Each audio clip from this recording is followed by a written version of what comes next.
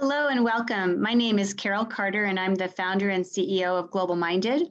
We are all about creating a capable and diverse talent pipeline to get more women, people of color, underrepresented, any way you can define diversity, into the education, economic mobility, and leadership pipeline. So we have an annual convening every year, virtual last year, likely virtual this summer again. And every month we have across 7 different areas equity team conversations with our inclusive leaders from a variety of different backgrounds. And so it's a delight always to be with Dr. Paul Miller. He works also with Dr. Benekalik and Erica Twani and some of the other folks on our K-12 equity team. And he leads these sessions each month. And he is CEO and principal of Green Tech High Charter School, where he has an incredible college going rate with African-American males. And so he's going to lead us today. We are recording this session and we will send all of you who are attending the link and be able to share any other resources that the panelists might have. So now, delighted to turn it over to Paul. Welcome everyone.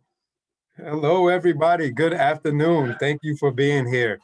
We are going to have a dynamic conversation today. I am Dr. Paul Miller. We're going to be talking about recognizing our collective cultural identity. It's going to be about teaching and leading with truth and tolerance. And so we have some truth tellers on this Zoom call today. We have some truth tellers, we have some leaders, we have some innovators, some movers, and some shakers. I'm going to give each person somewhere about 45 seconds to just introduce themselves and tell us who they are. So I would love to start with who I see to my left would be Amy Valentine. Can you tell everybody who you are, what you do, and tell us why you're here too? Hi, everyone. I'm Amy Valentine. I am executive director of a nonprofit called Future of School. We're focused on increasing access that all students have to high quality educational options, regardless of where they live. We give scholarships to kids who are pursuing different pathways in their education, grants to teachers who are innovating in the classroom, and we publish research reports to educate our country as a whole on the need to increase access and equity for students. I'm here today because I'm extremely passionate about educational equity and hoping to contribute to the conversation and learn from my colleagues. All right, thank you. So we have to go ladies first, gentlemen. So Michelle Campbell, can you please tell us who you are, what you do, and why are you here? Yeah, good afternoon, everyone. I'm Michelle Campbell. I'm the executive director of Colorado Reach. But I have to say, Reach began in 1976. It began in Seattle, Washington, with the mission to educate teachers about the importance of multicultural education, as simple as that.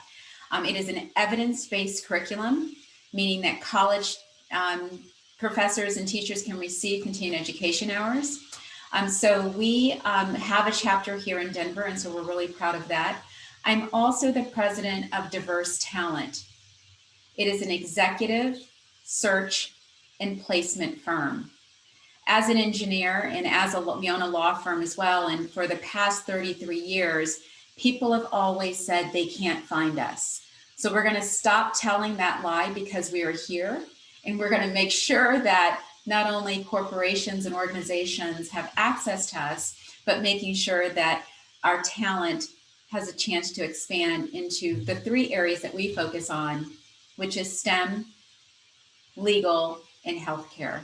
Thank you so much, Carol Carter and your team, for organizing this and inviting us to this conversation. Thank you. Dr. Tony Johnson, same spiel. Yes, sir. Thank you, Dr. Miller. My name is Tony Johnson. I have served as an alternative education teacher, alternative high school principal, associate dean, dean in Provost. I also have a small company that I do some teacher training and also some training of young people. So I'm just really excited to be a part of this very insightful conversation. I think we all kind of come to education from different vantage points. So I think it just will be a very fruitful discussion. I also would like to thank Ms. Carol Carter for your gracious invitation for me to participate. Thank you. Dr. Quinten Lee.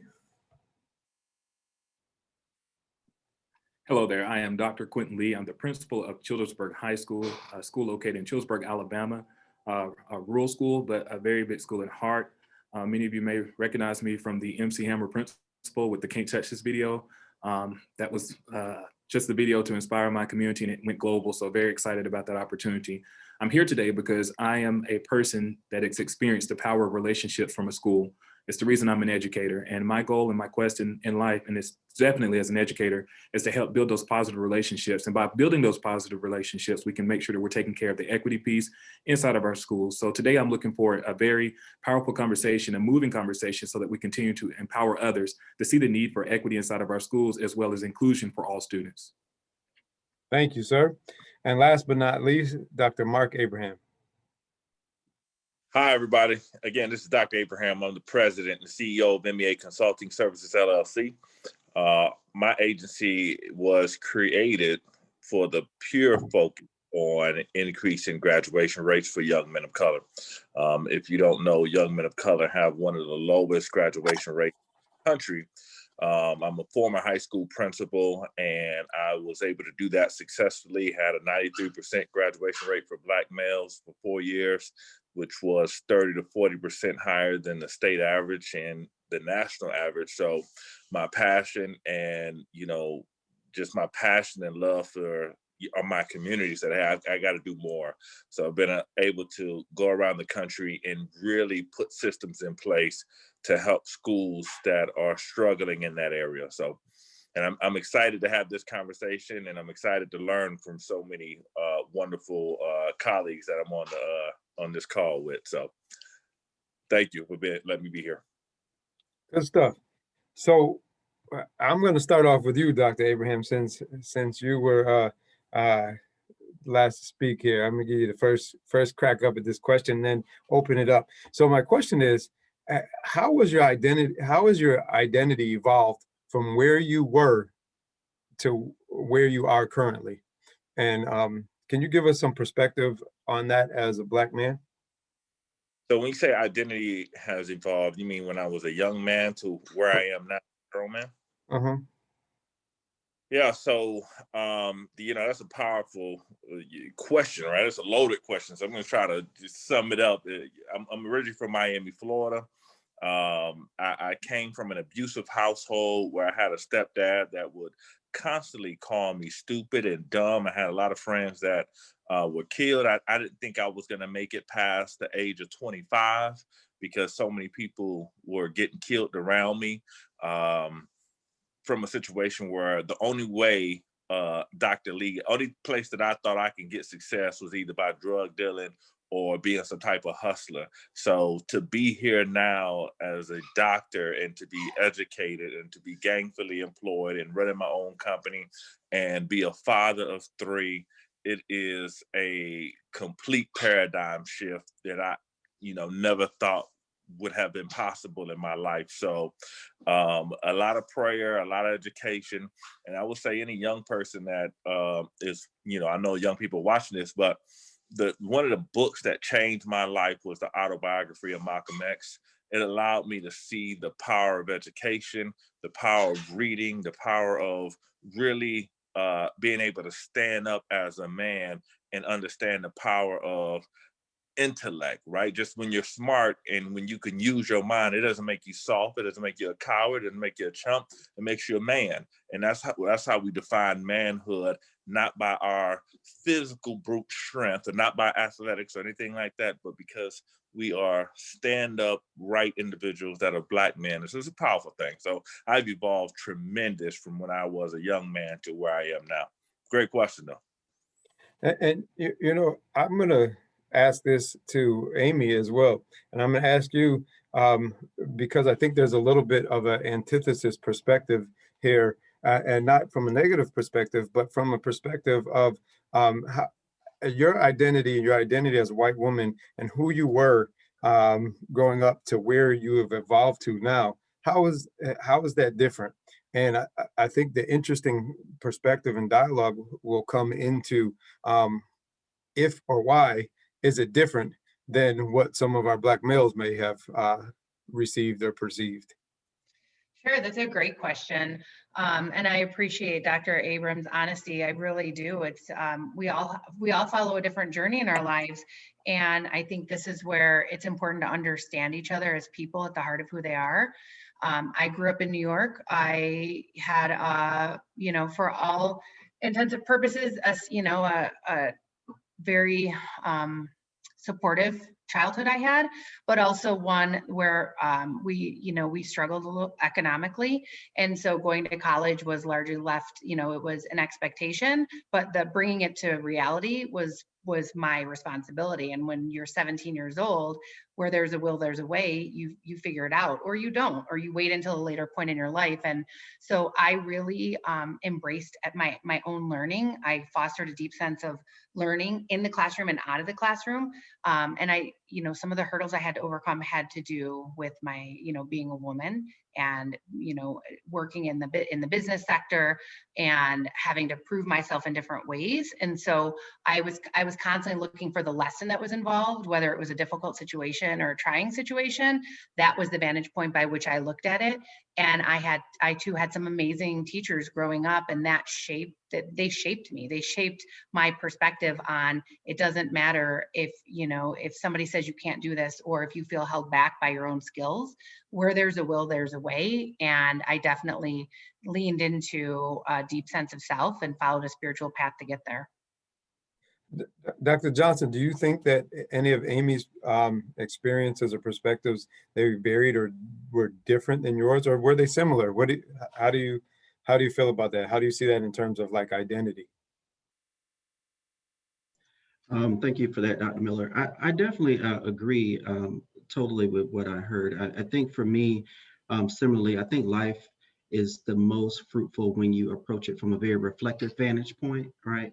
Like always kind of looking back at both the positive experiences and the negative experiences and seeing, did you make the best choice for yourself? How could you make something different? And just trying to grow with each experience. Also, what Dr. Abraham said previously, I had a lot of concerns about my own intellect, right? So although I had like a 3.4 GPA in middle school and high school, I went to an urban high school where, and I lived in an inner city community in South Florida. So all the images around me was negative. Like I had to walk through the drug dealers to get home. They were shooting at school. So although academically I was striving, all of the images about what it meant to be a young Black man were all negative. So it didn't matter kind of what I saw. I just thought my life trajectory wasn't going to amount to too much, right? So, but as Amy said too, I got accepted to college because, as she said, an amazing teacher that said, "Kid, you're going to college. I don't care what you say," right? And we're Facebook friends to this day. So thank you, Ms. Nagel. Life is definitely about reflection, and I think it is about looking at yourself, looking at some positive things you've done, some negative things you've done, and just really trying to grow from those experiences. Thank you. I'm going to ask this next question, and I'm going to ask the same question to Michelle and to Quinten, and I'm going to ask this question. I'd like to get the perspective, one from a female perspective and one from a male perspective. So I'll start with ladies first and ask this question. So as a person of color, how do you show up professionally and represent? And you can take that, you can take it literally or figuratively, or maybe a little bit of both. How do I show up professionally and present? And what does that mean? I have to put it into context that I grew up in Chicago in the 60s and 70s of a mother that she was she had a medical degree. She was at the hospital. She did radiology and everything else. And so in the 60s and 70s, when you're in Chicago, you show up always to present. You show up with your hat and your gloves. And if not, then mother or somebody else down the street was going to say that you were not put together. And so it's not ever that I question whether I was Black or a female. I was simply just a product of the 60s and 70s out of Chicago that you stood up and you represented. So I never knew that there was a angle of we were supposed to feel oppressed or not oppressed. It was a community of people coming together and we were simply surviving. Yes, there was stuff going on that white men, institutions had problems with us, but we didn't have problems with us. So we just kept marching on. So it's not a whether as how do I show up? It's I am so thankful and privileged to be a Black woman that happens to have a community that supports me, that happens to be a spiritual based woman. And we just show up every day in that manner. Now, I didn't know that people were intimidated by Black women and Black men until they told me. We're intimidated, meaning they were afraid of. And so they wanted to oppress. So that was a whole different psychological mindset for me. That's my perspective. That's the only perspective I know. And so that's the perspective that I grew up with. Yes, I understand that people are intimidated and, you know, they talk about having privilege. I am privileged. I am privileged to be a Black woman that has a Black community, that has my spiritual base that I grow from. That's it. That's all I know. So I don't know if that answered your question, Dr. Miller, but that's the only truth I can tell. Dr. Lee? Well, I'm just sitting here reflecting, and I'm thinking back to those days of growing up as a chunky 6 or 7 year old bucktooth boy from Scottsboro, Alabama, and just all of the negative things that we used to hear as regards to race. And I remember hearing stories of the Scottsboro boys where those young men were accused of raping 2 white women, and it was a lie, but yet and still it cost them a lot of time in prison. Listening to those stories and just hearing the stories of my grandmother picking cotton, to go into a school where I oftentimes felt as if I was ostracized by the color of my skin. I remember I had a substitute teacher that told me that I would never amount to anything. It was a substitute teacher. I met with her one day, and that has stuck with me for the rest of my life. So imagine what some of our kids or inside of our classrooms are feeling, the torture and terror behind some of the things that teachers have said, but that's another conversation. Then I remember going to Alabama A&M University, which is a historically Black college university, and really not having a true identity because the town I grew up in, it was only about 10% Black. So I'm in this huge cultural war about how do I respond, and then becoming a professional. Start off as a band director. And I'll just be honest, I had great ideas, but I didn't understand the value of who I was as a person. It wasn't until that I was empowered by a group of people that looked like me, people that had my best interest at heart. We all gathered around each other and we set goals and we set visions, and I found my voice. So I am empowered in this moment. I have to show up because there's a kid that was going to sit in junior high school that felt like me and felt like they had been overlooked by so many different opportunities. I have to show up because the kids that are on my campus deserve to see a strong man in a position of leadership, and not just of authority, but leadership, and walk on this campus and treat everyone as if they're the most important person on this campus. I have to show up because I grew up without a father, and my 3 children must see me each and every single day as a father that provides, because that's something that I didn't get. So that's why I show up, because I'm trying to set the example for the next generation to come. In today's time, we have so many people that are talking about things, but we're not having conversations. Those conversations need to be held to help bridge the gap and help mend a lot of these broken hearts that we have. So that's why I show up. And being a Black man is a plus. The color of my skin is not a disease. It's not a condition. It makes me who I am. And I'm so proud to be in this moment, sharing with each and every one of you to help empower those that may be on this line, to teach people inside your classroom that was just like me. Now, Dr. Lee, being there in the South, because you're in Alabama still, correct? Yes, sir. Is there still, are there still extreme difficulties there because of your skin, because of that you've been able to rise to a formidable leadership role? And what are some of those issues and barriers that you see? And do you think it's specific to being there in the South still, or no? I am at a school where I'm the first Black principal in this town. I'm at a school where about 10, 15 years ago, it was about 80% white, 20% Black. Now that demographic has switched. Racism is still alive. Just because we're in 2021 doesn't mean it's died. And you can look on the media and see that each and every day. However, how we address it changes. There's nothing I can do about the way that people perceive me. I'm only worried about how I treat others and how I present myself. So I see racism on each and every day, and it helps me sharpen the skills that I have to be necessary to lead my school. I know a lot of students that I have on my campus may have been impacted by their parents to think negatively regardless of race. Our job as a school is not to influence, but to impact. We give our students and empower them with the mindset to create their own pathways so they can form their own decisions. If we think about it, we all are shaped because of some of the decisions that our parents made. So if our parents are giving us bad decisions, then we need to really impact and empower these students so that they can make correct decisions and hopefully rid this world of ugly racism. But as a Black man, I see it. Even with the video, you would have thought the video was cool and everything, but I received death threats on social media about the video. I received harmful things. But my thing is I'm not there for that. And if you continue to always focus on the negative, you're gonna have a negative outlook. I focus on the positive. That moment was to help heal our nation of some tragic things that we had going on, and it met its purpose. So being in the South, yes, it's rough, but it's necessary. It's necessary that my kids can actually meet and be under the leadership of someone who sees them as a person and embraces their culture, embraces their skin tone, instead of just always making everything a political thing and or a Black or white race issue.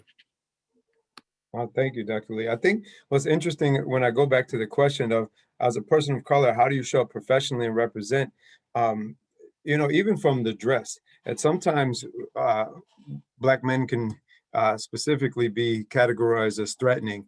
And so we're expected to represent or present in a certain way to appear less threatening. Like I believe my colleague and friend, Dr. Abraham, said to me one day, because he did a professional training and I was in a hoodie and I think some jeans, and I had a hat on, and he was like, "Oh, that's good that you can represent like that."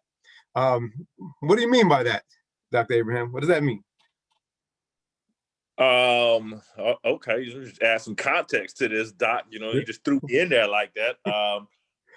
We had to do, myself and Dr. Johnson, we did a training for Dr. Miller's school about how to deal with parents that are difficult. And I'm telling you that you asked Dr. Miller, it was off the chain.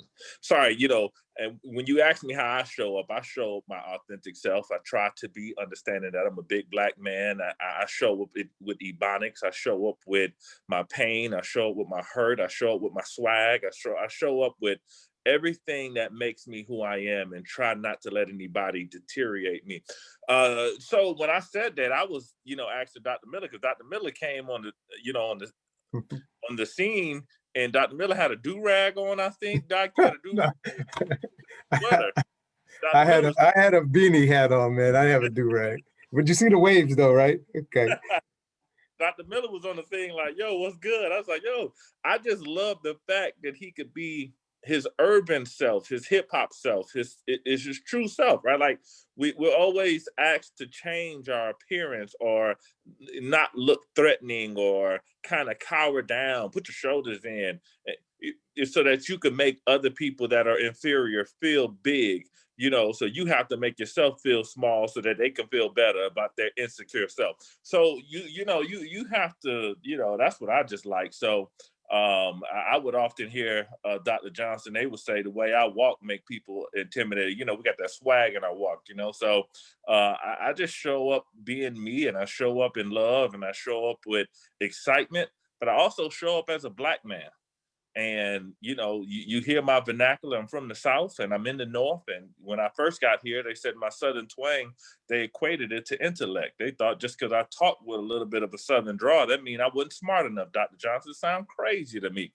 But I show up the way I am, and I show up understanding that I make people intimidated, understanding that I know people are going to question my intellect. So I show up working a little bit harder, because any Black child that's watching this, do not be misconstrued or do not be confused. You're going to have to work 2 to 3 times harder than your white counterpart to have what they have. I know that's not told to us anymore, but that's still the reality that we live in this country. It's just what it is. So I want to add to what you're saying, Great. Because I want to say that for those that are listening, ebonics is ebonics.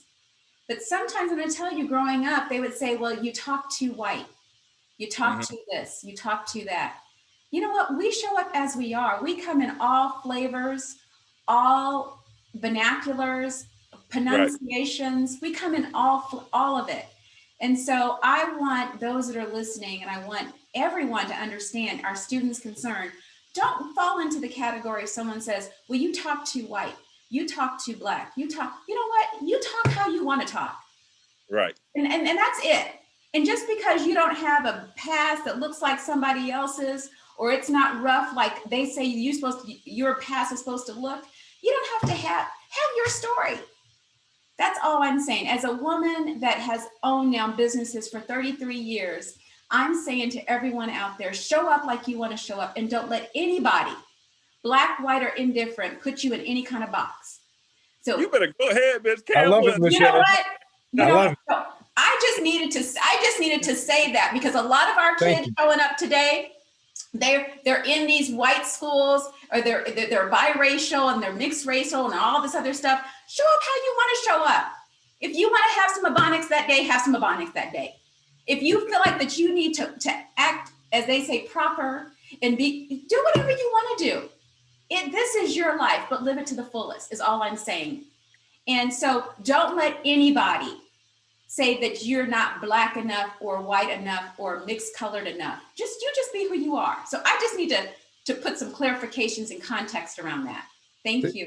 See, I love it. Dr. Miller.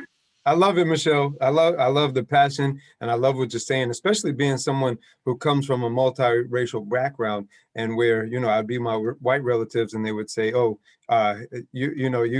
what does that mean? Or what are you saying? Or you're talking too black. And I would be with my black relatives and they say, this white boy this and this white boy that. And I identify with what you're saying, because at the end of the day, I had to just figure out who I was and who am I, who I want to be. That anymore. We're done with all that stuff. Right. And I identify with being a strong black man, but I had to figure that out. And I had to figure out that. And like you said, you live in your truth. Dr. Johnson, I think you had something. You're trying to get a word in. You are definitely a good moderator, sir. You can read my expressions. Absolutely.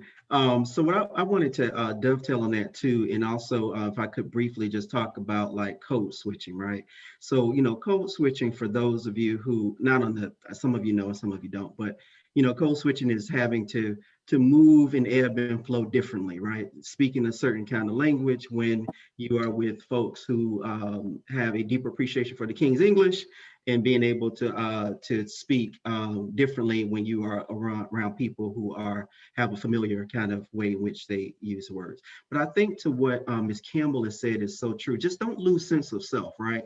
Like if you have to speak a certain way in the boardroom and then you can speak more casually with friends, that is okay. But just don't lose sense of who you are, and never be embarrassed about your past life, where you came from and what made you who you are today. My amazing single mother who raised me, working 2 jobs, struggled for 2 decades to earn a college degree, is on the line today. That is something I'm not embarrassed about, and I'm proud of it because it made me who I am today. Yeah, hey mom, and it made me who I am today. But I think what Ms. Campbell says is really having a strong sense of self. The way that I have to speak when I'm delivering a commencement address at a graduation where 80% of the students are international and white is very different when I'm having a rap session with some African-American students who may just be 10 of them, right? But it doesn't mean that I'm different of who I am, and also very authentic to who I am and what my story is that have led me to be who I am today. Thank you. That's good stuff. So I'm going to ask this question. I'm opening it up to anyone on the panel here. What's the biggest issue around race, culture, and equity within your respective organizations and your personal lives?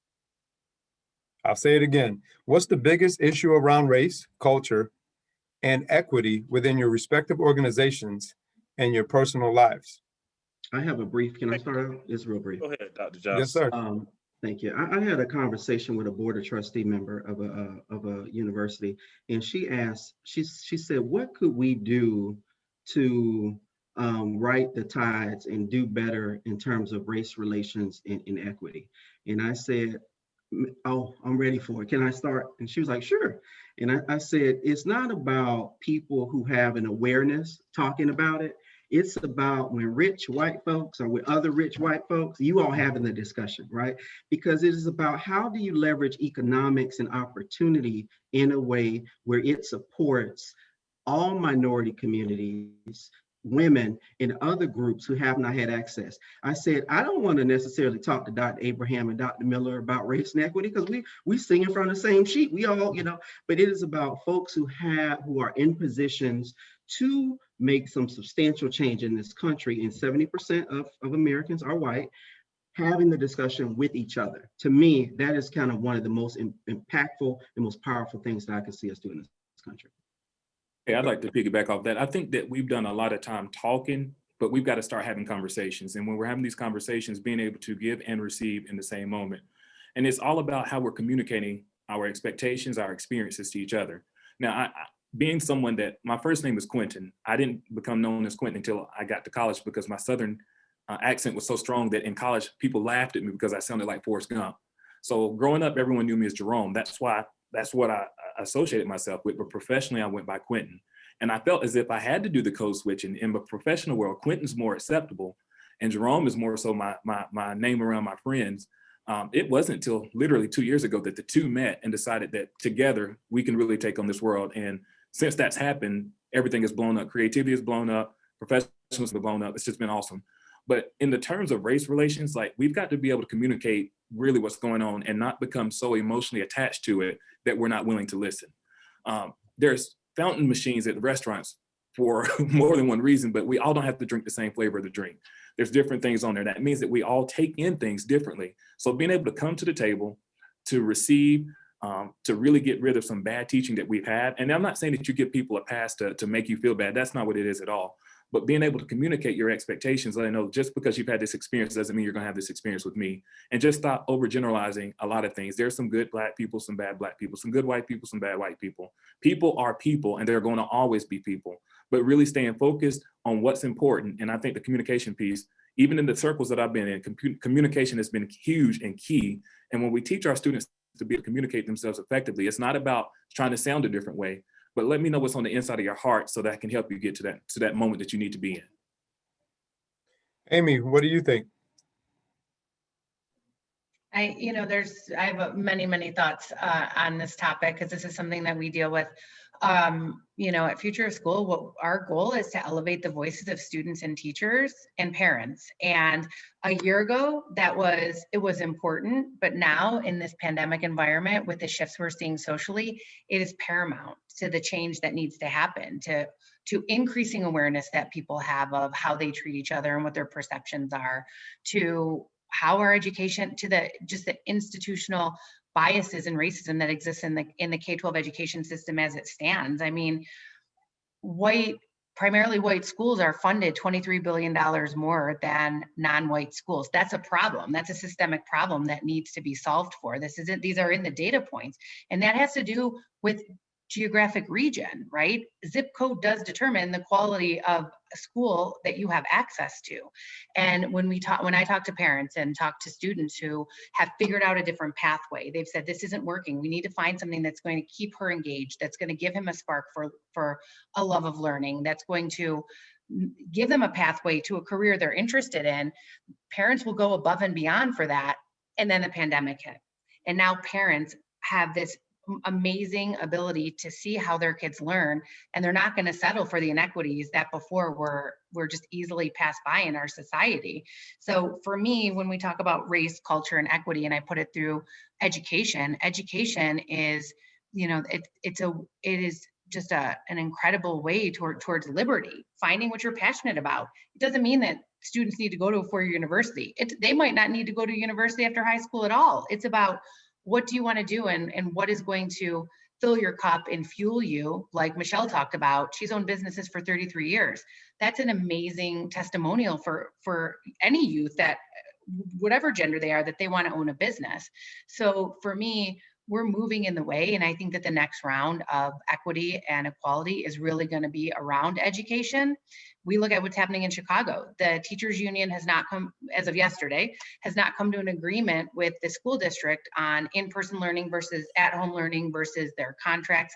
So kids are at home. So what's happening with parents that have to work? they're creating community pods. They're creating their own schools. They're providing creative opportunities for kids to learn so parents can work and it doesn't cause a deconstruction of their ability to live. And I think the ingenuity and innovation we're seeing is amazing. And I think that it will impact policy, which will in effect increase opportunity that we see. Thank you. I think that's really a strong perspective. Michelle, so I'm going to change it up just a little bit because I think it's going to be relevant, especially with you being a business owner. So how do you respond when you walk into a room or a Zoom and there's no people of color, especially being a Black woman CEO? I'm going to be really honest. I have never thought about it. I am there every day to do the business and get the business done. You know, you don't think about it. You know, I'm an engineer by degree. You know, so coming out as an engineer, did I think about, and now I'm thinking about it, my goodness. Did I think about all those white men in class, in my circus theories class? Absolutely not. My mother said I was there for a purpose. So get the job done and get out. So I didn't think about being a Black woman. I thought about the success that comes from doing the time, staying focused, and understanding that no one could get in my way. That's how I was taught. That's all. You know what? That's what I wish. I need to do a better job of being a victim. I was raised, and I have nothing but brothers, y'all can probably tell. And I raised boys. And right. So I would announce at the house dinner that I was going to be a victim right now. I said, I'm a victim. And they told me I couldn't announce I was a victim. See, you have to just play the part. Well, I don't know how to play the part. And I think that's strong in the fact that you're that's a strong part Black woman. of when you ask me, do I ever think about, I never think about walking into a room and being Black. Now, I'm going to tell you, this is when they had fax machines and you had to fax your contract. And I just talked on the phone and had to get the contract. Now I'm going to tell you, I'd fax in, I'd sign the contract, and then they'd fly me in and I'd show up and they'd say, oh, she's 5'2" and 100 pounds. And yes, I am Black. So that's just how we did business. And so it does not ever think about me. I have to tell you, I've never even thought about, as a Black woman, this and how this shows up. They just know me for the great work I have done. And I think that's part of your mindset. You sound like you have a growth mindset and one of success. But I will say, and so part of the antithesis perspective here is that I can tell you as a Black man, even when I went to do my doctorate and I went into the classroom and the first day we were in a cohort model and there was about 4 Black people and about 20 white people, and they all had fancy jobs and fancy titles. I felt like I was in the wrong place. I felt a little underserved. And anyone who knows me, I go after it. I go hard and I don't make excuses. But this was probably one of the first times that I felt a little bit out of place. And I felt like, was I good enough to be here? And could I play with the big boys? Could I do and take on this journey? And then they were speaking in terms I didn't understand and saying about quantitative and qualitative research and acting like they knew. And what I came to find out was they knew as much as I knew, which was nothing. They were putting on the front. And what I found out is that through hard work, I was able to overcome. And like I won Dissertation of the Year award for the entire college. And however, going into it, I would have never felt that I could represent in that way. And so, but I had to fight and get through it with the growth mindset. But it was a feeling that I felt in these other situations. What about gentlemen? Have you guys ever felt like that? Like you show up to a room and you guys are all successful and you're the only Black man in the room? How does it make you feel? Because I know it's a thought that does occur to me. I would say, Doc, the same thing. Not that I felt, because I won the award at St. John Fisher, so we got that in common, right? I think that one thing that I've always thought about, Doc, is that when I arrive, I'm gonna compete and be the best. So in my mindset, because I played football for a long time, so I've always been around white, Latino, black, didn't matter. I just knew I was the best person that was going to show up. And then on top of that, if I wasn't the best just by pure talent, I was going to outwork everybody that's there. So, I never really, I think I'm more kind of likened to Michelle in this aspect. It was more of, I'm going to outwork everybody in the room. I'm going to compete and be the best at everything I do. So when I was get my dissertation, I was the first one to finish my dissertation and won all these awards for my dissertations because I knew I was going to be the best. When I was a principal, and I was the youngest principal in the whole district, in the second largest urban district in the state of New York, and won all the accolades for having one of the highest graduation rates the school has ever seen.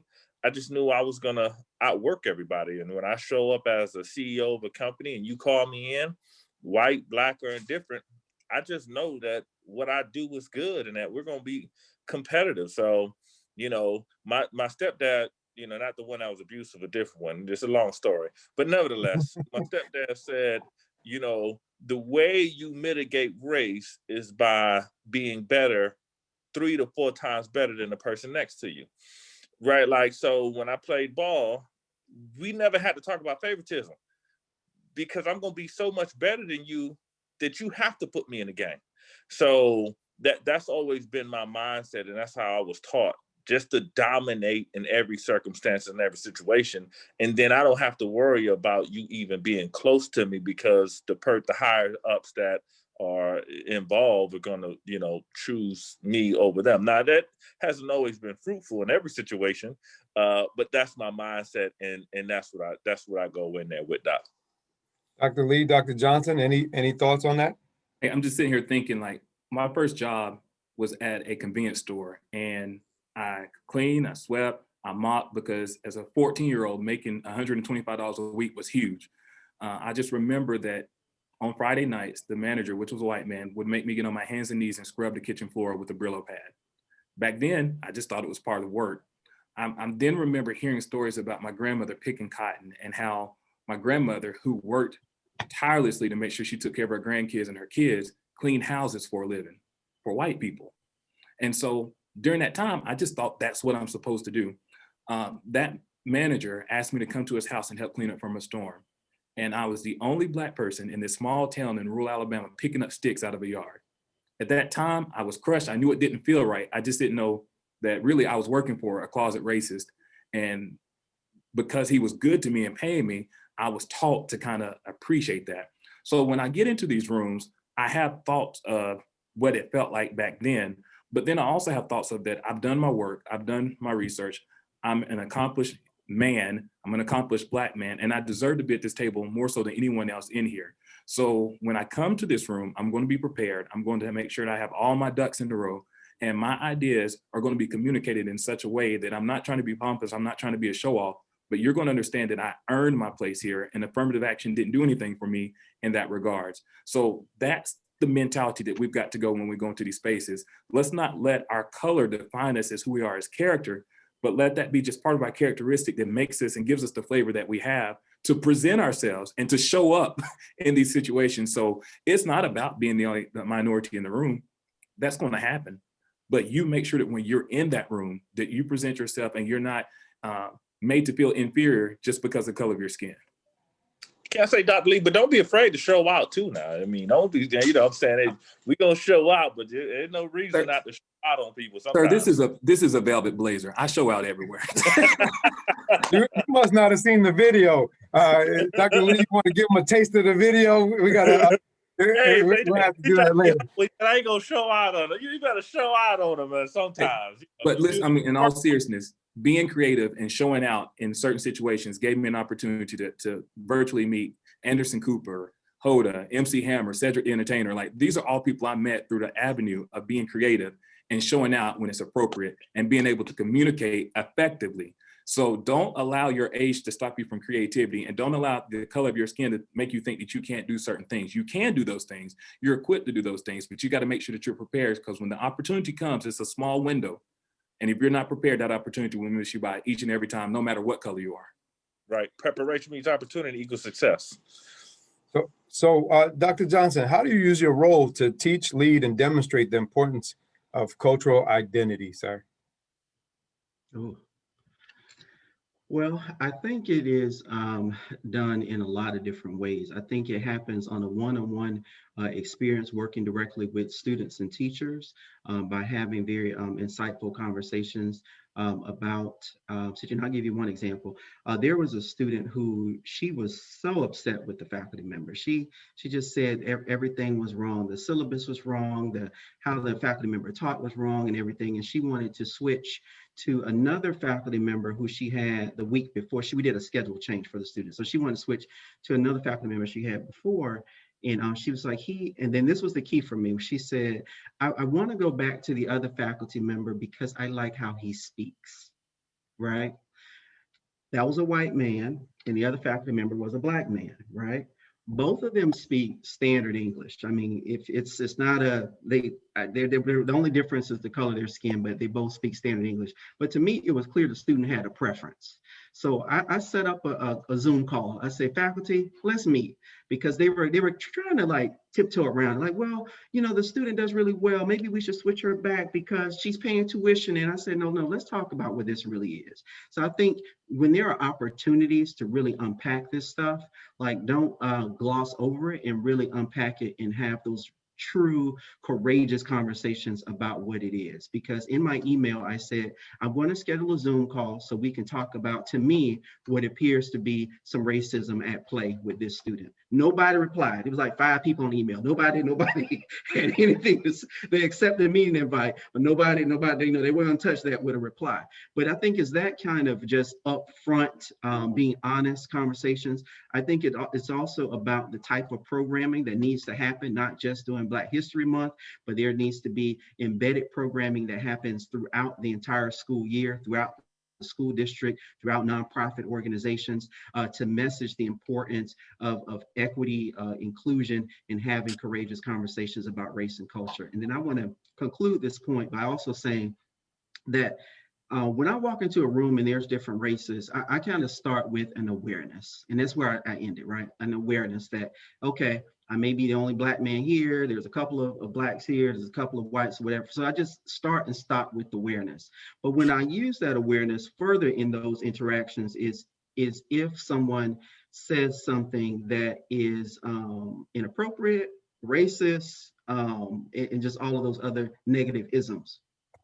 And then I always try to use it as an opportunity to make it a teachable moment. So I try to not make them embarrassed, but I would say something to make them understand what they said was not accurate. And I try to kind of set things straight by straightening things out. So I just think in closing, we just need to make sure that we don't ignore things and things, we need to address things head on, as Ms. Campbell said, for what it is. And nothing is the better equalizer than success. Like just working very diligently, working hard, doing the best that you can. I mean, that is the best equalizer and the best way to excel past a lot of racism, sexism, and those other negative attributes that we have in the world. Hey, Dr. Miller, can I jump in real quick and just say that, and let me just be honest about this, having those type of courageous conversations, really advocating for Black and brown people, it takes a lot of courage, and I'll be truthful to anybody that's on here. When I say it takes courage, it can also cost you. It can cost you your job. It can cost you your career. It can cost you. It can cost when you have these really courageous conversations about race. So when you see us here and we're smiling and we're talking, we're also not, because of maybe the lack of time, we're also not talking about the pain that it might cost you to actually stand and advocate for Black and brown people and stand and advocate for Black and brown children, because it does cost. And it costs being misunderstood. It costs so much. And there's so many people that cannot stand and talk about, the price that they have paid or willing to pay to take on that good fight of faith. So, I just want to throw that out there when Dr. Johnson says, hey, he had that conversation. No, that is a courageous conversation.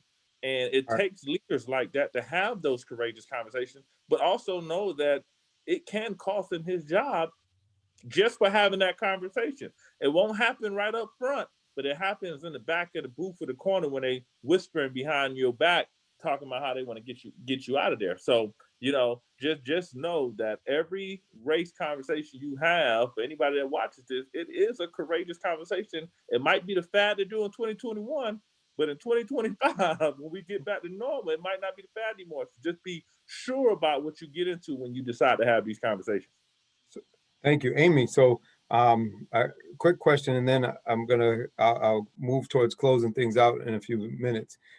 So Amy, the topic was teaching and leading with truth and tolerance, right? And so I believe someone in the audience asked, why was tolerance used? And so why was the word tolerance chose? So what does tolerance mean to you? Like in that title, teaching and leading with truth and tolerance, what does that mean to you? Yeah, I mean, I professionally, I know what it means. Personally, there's a little bit of a negative connotation with the word of tolerance. It's like to put up with or to have to deal with. And so I challenge us all to think about a word in there that could replace that. Teaching with truth and enlightenment, teaching with truth and empowerment. So, I mean, but the history of the word tolerance is really about sustaining or putting up with. And I know we're at this incredible place right now, like I shared before, in education, where the game is different. It's not even that the game is the same, it's different. And parents are empowered, educators are empowered, district leaders are empowered to break down the paradigms that have held kids back, that have limited options that students have to quality education.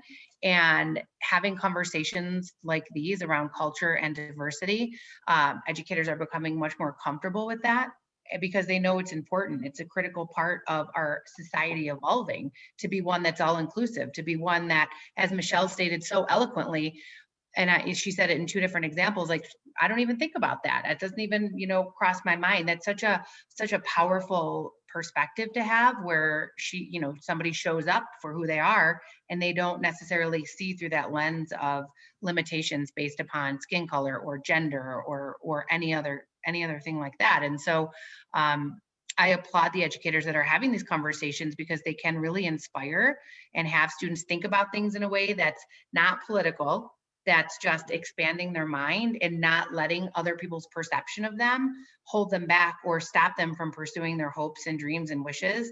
Like Dr. Lee talked about, that one moment in time when one substitute teacher you see for that one that makes you or tells you you're stupid, it's life-changing. It brings tears to my eyes, because we're all in this because we care about kids. And at the end of the day, that's the future generation. And that's where we have a lot of work to do as a society, but I'm confident we're on the path to that.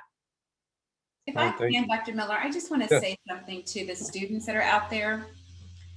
And we're here, the most of us are here in Colorado, I think. Maybe Carol help me out. But what I'm going to say to everyone out there, don't allow this time in history for you to be distracted. And I'm going to say it. White people, liberals, all that, and I'm going to say liberal, those that are wanting to really, really do good, don't let them use you as their do good. And what I mean by that is that each and every one of us, after all this stuff is said and gone, after the DEI, I'm an affirmative action baby. I'm gonna say it. I'm affirmative action child, because that's the year I grew up in. But don't let them use you. You stay focused on your education, on what you're here to do, and let them go ahead and have all those conversations. You walk into that classroom as though you own the place, as my mother would say. You walk into that boardroom as though you own the place. Don't get distracted, because what they're stuck on is what they know Black and brown people are capable of doing. And so I'm just saying, for all of you all out there that want to continue to have these conversations about DEI, having courageous conversations, all those other things, I think it's great. I think it's wonderful. I say go ahead and have that conversation while I'll be over here building these business and making sure that my Black and brown people have access. Mm-hmm. So all I'm saying, don't get stuck and lost in the conversation. Does it take, is it a risk? Absolutely. I say that, you know what? It was a risk for my forefathers and foremothers, or I wouldn't be standing here. It was a risk. I'm not breaking any kind of glass ceiling. All I am is stepping through what they've already broke. So I'm just saying, don't get lost. Don't let them stand up and tell your story. You can't speak for all the Black and brown people out there. All you can do is get finished and get that degree or get that education, get that high school diploma and get done. Wow. So that's my point, and that's all I need to say about this topic. Okay, drop the mic. All right, so I dropped the mic on that one. So I'm gonna take it on a closing with you guys. I'm gonna give you this one last question, and I'm gonna give you all about 30 to 45 seconds to answer this. What is one word, only one word, that you would like to say that has the potential to change the climate of this country, and describe why that word is so powerful? So you only got one word.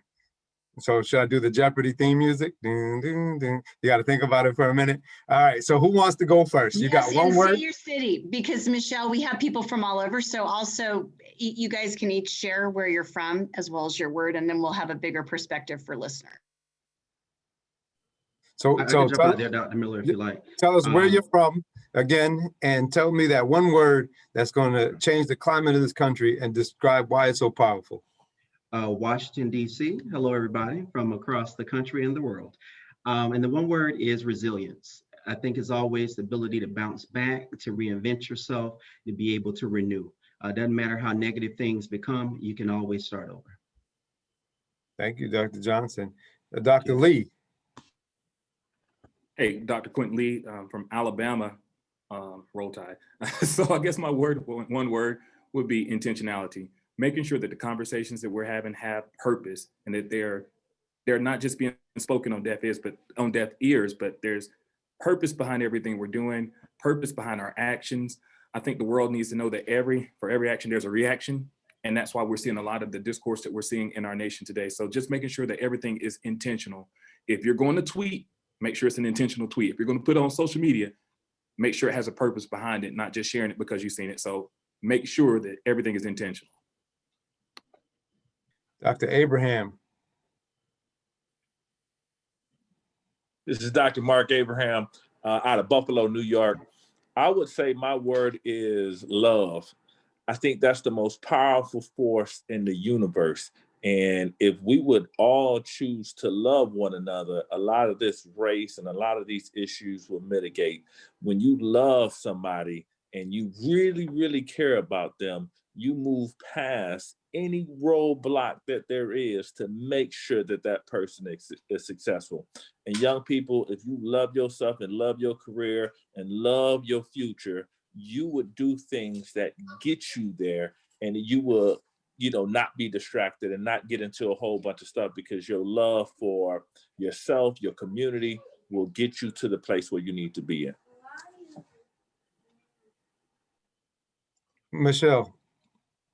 I'm just going to say focused. Just stay focused. Okay. And Amy. Amy Valentine. I live in Colorado, originally from Buffalo, New York. And I am going to piggyback off of Dr. Abraham and make a phrase with his unconditional, adding unconditional before love. That's really not having expectations, being open, being accepting, being aware that's a big portion of it. And when we can love unconditionally like that, then we'll always make the right choices. That's good stuff. So, I want to just wrap up and thank everyone for being here. I'll turn it over to Carol in a second, but my word would be perseverance. So running from it will not save you. You got to see it through. You can't give up.